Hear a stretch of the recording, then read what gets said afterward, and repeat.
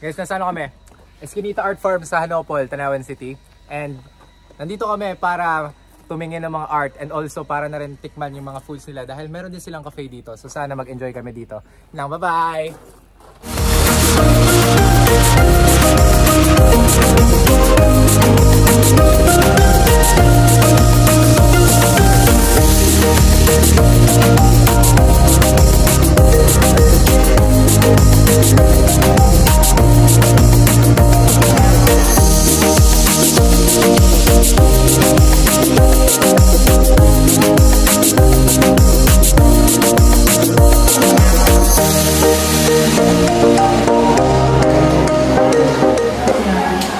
Our show, this is an ongoing group exhibition.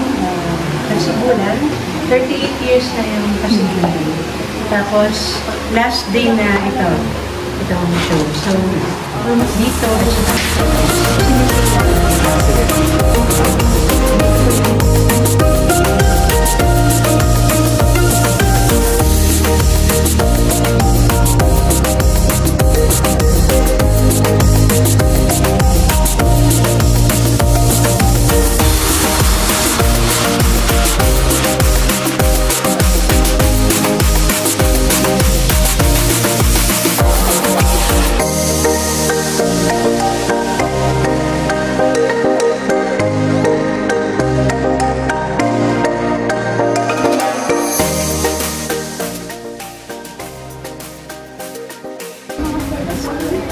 Bago ang Blockbuster. Hindi ko rin po sure. Basta dito po sa Malbar po. Yung pinakamalapit po dito. Opo. Ano ba ng picture? Ang balak po sana namin mag-travel vlog tapos featuring po yung place ng Eskinita Art Farm. Kaya po kami na video dun sa kaya ayun po. At po parang naisip namin ang ganda po yung place. And dito po yung naisip namin na para ma-feature po dun sa project na gagawin namin sa Opo. Ayun, opo. Tapos pe-feature din po namin yung talk mamaya sa Kasibulan po. Opo. Nagkataon niya po may event mas maganda po. pwede mas maganda. Opo. Tapos marami po kami knowledge sa malalaman. Anong class niyo? Class po, course po. Oo. Ano po kami, IT students. Tama, IT students. Opo. Mayroon po puro vlog.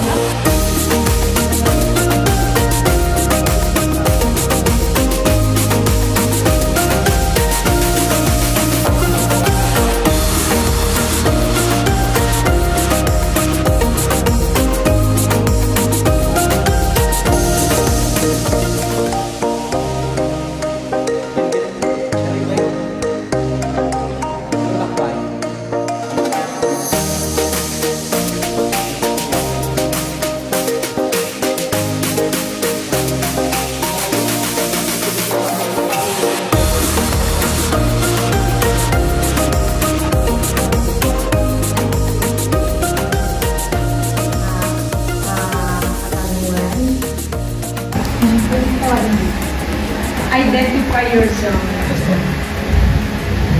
So, good afternoon po. My name is George Andre Fartas. So, ako po ay isang student from Batangas State University. So, nakwento niyo po and also nakilala ko po as someone na very marami ng experience po sa art and also sa pag-express. I am curious po sa just a simple question lang naman po. At what age niyo po na-realize or na-discover sa sarili niyo na may talent po pala kayo sa art and also ano po yung nag-push sa inyo para po ipagpatuloy siya up until now without any like sweldo po, gaya po nasabi niyo, you are a volunteer worker po. And also ano po yung ma-advise niyo para po sa mga aspiring artists and sa mga tao na have yet to discover their talent po sa arts. Paano po sila mag-i-start? Saan po ba? Ano po ba yung dapat nilang steps na i-take para po like ma-discover nila if may talent po ba sila dito? Para po may way sila para ma-express po yung sarili nila through the medium of art po. Ayun po. Magandang question yan. Ayan. So, ako actually sa answer ni Alva, excited din ako marinig. Kasi parang history na ng ano. Okay, sige. Kailan mo daw na-discover yung iyong talent? Bata pa lang ako, yung mga trabaho ko sa klase, nilalagay na sa bulletin board. Parang ako yung pinaka-creative. Alam ko nung bata ako, alam niyo yung may bond paper, lalagyan mo ng kerosene, magiging transparent. Wala kaming onion paper, onion skin ba yun? Wala, doon sa probinsya, barangay lang kami, walang kuryente. Ang aming form of entertainment, walang TV, kasi walang kuryente nga, comics. Tapos, nung nasa NCCA ko na ako, oh wow, yung mga binabasa namin na comics, drawing pala ni Conching, national artist, Mars Ravel. Ano ang kwento? Oh my God, sabi ko, ito yung mga greats sa illustration. Ano yung gagawin ko? Lagyan ko ng kerosene. Di ba kasi yung ilaw sa probinsya, ilalagay mo yung lampara, di ba gas? Gas ang tawag na sa probinsya pag bumili ka sa sa gasoline station. Tapos, transparent na. Pag dry na siya, ipapatong namin sa comics. Tapos, tutrace namin yung mga drawing doon. So, parang nagsasanay ka na rin, no? Diba? Tapos, ang lolo ko, mananahi. Lolo ha, hindi lola. Tapos, siya nagtatahi sa lahat ng mga marami sa barangay sa amin. Magaling din siyang cook. So, yun, malaking tulong kasi ang pinagkukuhanan ng pera na pambuhay sa amin ay pananahin ng lolo ko, lola ko, nanay ko, auntie ko, hanggang sa natuto akong magtahi sa sewing machine. Pero itong mga to, hindi ko tinatahi sa sewing machine. Kamay, isa-isa. So, tingnan nyo ang kapal na ng aking Pero, mahilig talaga ako yung mga buting-ting, gano'n. Kasi, it helps a lot, no? Bakit nahilig ako sa textile? Pero, naggagawa rin ako, nagpipinta rin ako, nakita nyo naman yung orduhan, no? Pero, mas at home ako sa ganyan. Kasi yan yung nauna kong naranasan. And then, huwag mo sabihin wala akong pera. Kasi, worker ako. Yung mga commission, ito yung mga commission work, no? May artist fee ka doon sa mga exhibition. Meron na sila sinabi no sa likhaan yung kay Ria Brigino, commission art on loan. So may mga binabudget na pag tinanong na ako, hindi ako marunong sumagot kasi wala na ako sa art market. Hindi na ako kasali doon. Kaya palagi ng pandemic, talagang gutom na gutom ako. Ang kinakain ko na ay hindi minsan dog rice, kasi may maayos din dog rice. O kaya yung corn grits. Kasi hinahanap ko yung mais na hinahalo sa kanin. Kasi kadalasan, maraming pagkakataon na yung tayo, parang nag-iisip na yung puting bigas, yun na yung pinaka masustansya. I-sugar lang pala yun. Dapat yung mga colored rice ang kainin natin, pero mahal na. Pero yun sabi na isang doktora, si Dr. Susan, kung nilang kakainin mo nun, kasi yung bigas na yan, kukuhanin lang yung pinaka-energy niyan kung kailan kailangan ng body mo. So you don't have to eat that much. So, lahat ng mga workshop ko, integrated yan, pati with nutrition, you know. So, why I'm saying this, kasi sa mga artists, yung iba, nakatutok lang sa art market. No, the artist should make tutong, mag-mentor ka, para yung mga susunod na henerasyon na ganito ang ginagawa, hindi mawawala. Kagaya din ng mga master weavers, dapat may natitrain. So I'm so happy na si Darhata Sawabi, na-train niya yung anak-anakan niya, yung pinakananay ni Rohina. So sila yung mga kilala. And we're so fortunate na hindi namatay yung pag-weave ng Tishapi. And from there, naging resilient yung kultura. Yun nga yung pagpunta namin sa sulod, tanongin ko ano yung kwento. Kasi from the lens of the weavers, there are historians, si Najib, no? With the history of Sulud, babasahin mo. Kasi mga soldanit yan isusulat. Pero ano yung kwento naman from the point of view of the weavers? Why do they continue to weave this beautiful fishery in spite of? Alam ka naman kung ano yung ulo sa Sulud, right? So kailangan mo, ugatin, pag-aaralan, kagaya din ng pag-aaral mo sa ulalim, alim. Talagang napaka-complex pala yung kanilang worldview. Kakaiba. Napapasok ka doon, kailangan mong paintindihan na para magawa mo yung sining na yun. That's why sana ang mga younger generations should also be masipag magbasa, magsulat, mag-research, and then check, may fact-checking ka palagi para hindi ka magkamali. Kasi mahirap ma-misrepresent mo yung mga tao na dapat sila talaga yung nandun na you're just representing them, no? Yung depiction mo dapat tunay.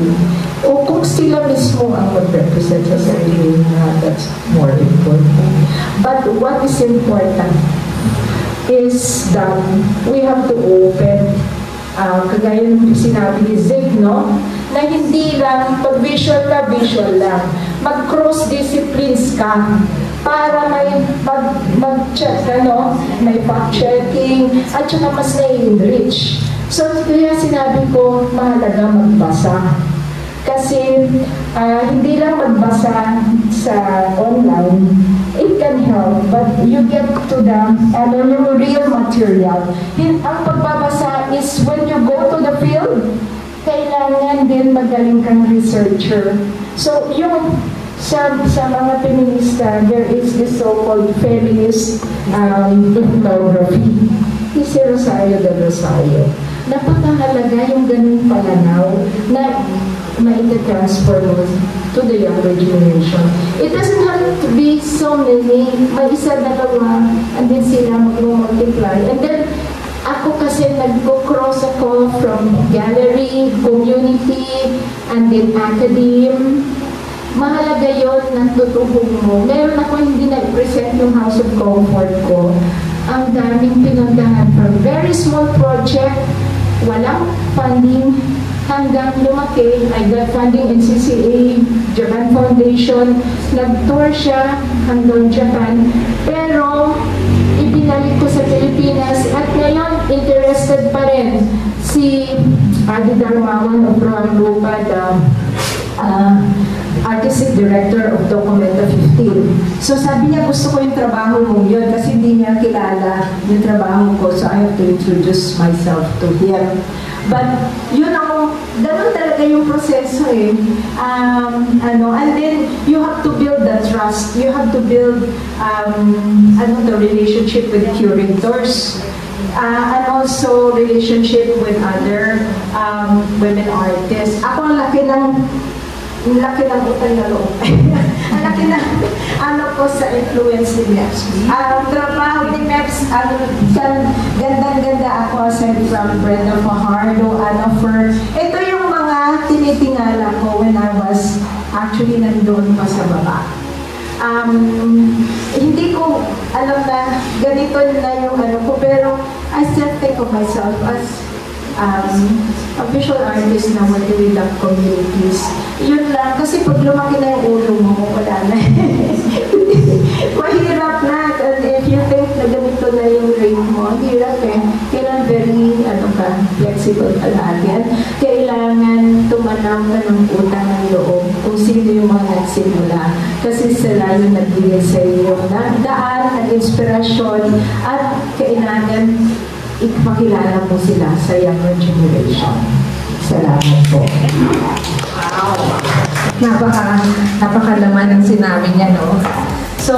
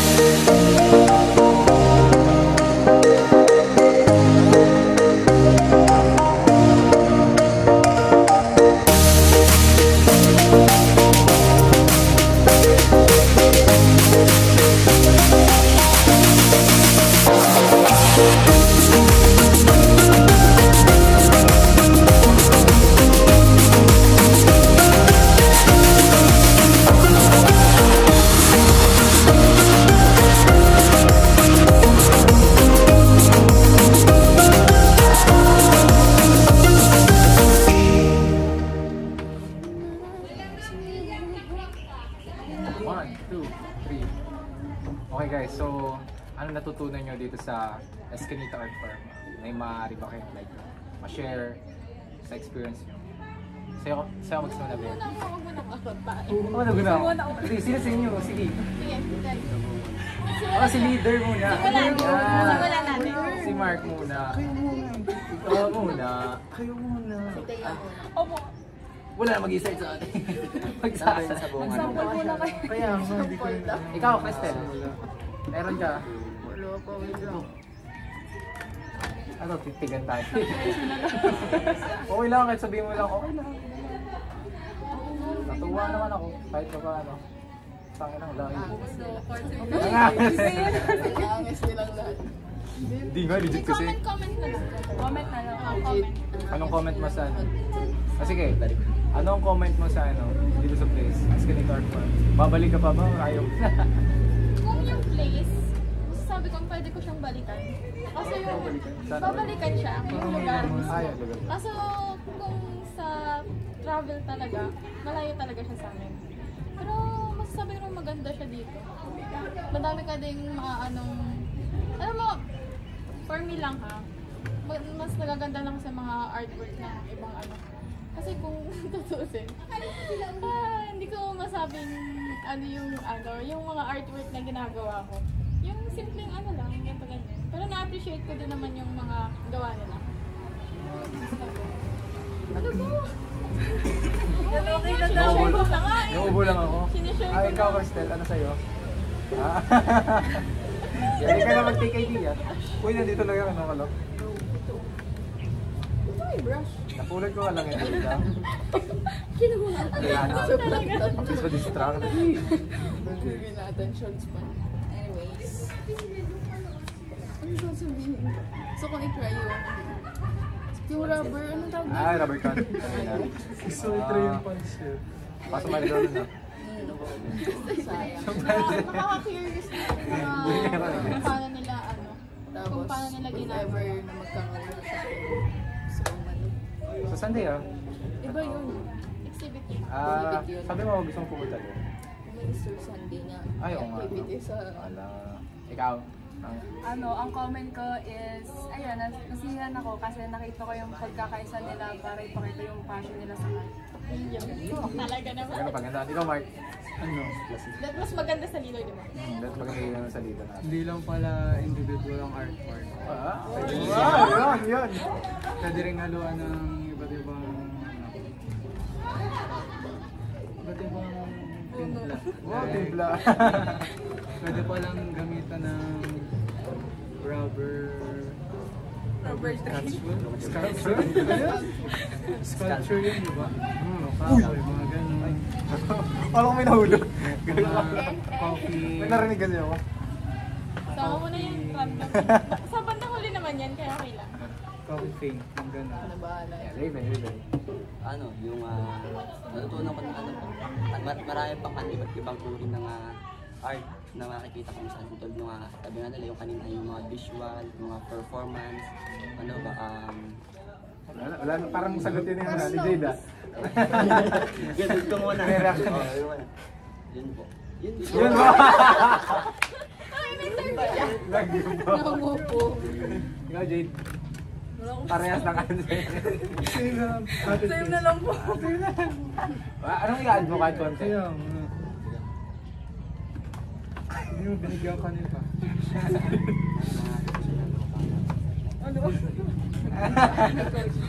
Coach. Wala akong sabi. Speechless to. Walang masabi Ikaw, sa Bien. Wala natin. Ano, syempre, na-appreciate namin yung mga arts na gawa nila. Tsaka ano, ngayon diba, nung nag-talk about sa Women's Month yun, wala kayong masasabi. Oo nga, oo. Ano masasabi ng kababaihan? Oo nga, kayo. Kasi para sa inyo. Ngayon, kasibulan. Na-inspire ba kayo? Yes! Wow, hindi na nila. Na-inspire na po na lang mag-paint, pero di ba mag-paint? Pero ang init na. Sana nag-sim. Pero nakakabilib din siya. Uy, kahit taulan. Ang layo ng abot niya. Legit. Tapos Saan siya? tsaka malapit pa. Pampanga? Oo. Sino? Si Tita Alma. Ayun. Pangasinan. Pangasinan? Ay! Pampanga, oo daw eh. Bakit sabi niya Pampanga? Hindi ba? Like Pangasinan. Pampanga, hindi na. Pangasinan. Pero ang ganda rin dito kasi malapit siya dun sa Taal Lake. Alam mo yung kwento natin, parang panaginip ko na biglang liling ko. Iba-iba naman. Bakit? Pwede naman. Basta wala yan ah. Pero puno po pa. Ano na ba? Wala akong time dito na hindi ako nagpunas ng pawis. Ayun lang. Maganda naman yung place. Nakakatawa. Lalo na pag ano, kung gusto niyo, mahilig kayo sa picture taking. Gusto niyo pang post IG. IG-able. Mga aesthetic. Diable.